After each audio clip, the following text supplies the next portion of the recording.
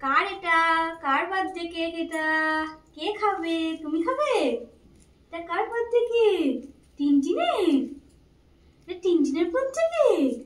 বাবা, কটা খাবে? কটা কটা? সব কটা খাবে? সব কটা খাবে? ভালো ভালো ভালো, বন্ধু ভালো। তো এটা হচ্ছে টিনটিনের বার্থডে পেস্ট্রি, নট কেক। পুরোপুরি কেকটা নেই, এখানে পেস্ট্রি আছে যেগুলোকে খাওয়ানো হবে, আমরাও খাবো। তো চলো তোমাদেরকেও দেখাই কেমন পেস্ট্রি এনেছি। তো তারপর এখানে টিনটিনকে বসিয়ে দিয়েছিলাম কেক কাটাবো বলে। ও তো অ্যাকচুয়ালি আগুনকে ভীষণ ভয় পায়। তার উপর ওর সামনে এইভাবে মোমবাতিগুলো জ্বেলে দেওয়ার পর ওর অবস্থা যা হয়েছিল তোমরা নিজেরাই দেখে নাও। পুরো ছেড়ে দে মা, কেঁদে বাঁচি এমন অবস্থাও হয়ে গিয়েছিল ওর। তারপর যাই হোক, বাতিটা নেভানোর পর একটুখানি স্টেবল হয়েছিল। তারপর ওকে যখন কেকটা খাওয়াচ্ছি, মানে দেখতে পাচ্ছ কীভাবে খাচ্ছে। ও কোনোদিনও কারোর বার্থডেতে কেক খায় না, আমার বার্থডেতেও কেক খায় না, দাদার বার্থডেতেও কেক খায় না।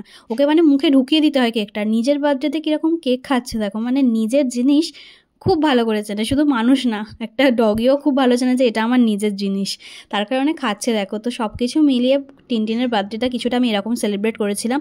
দাদা থাকলে আরও সুন্দর হতো, বাট কই বাত নেই, আমি যতটা পেরেছি করেছি।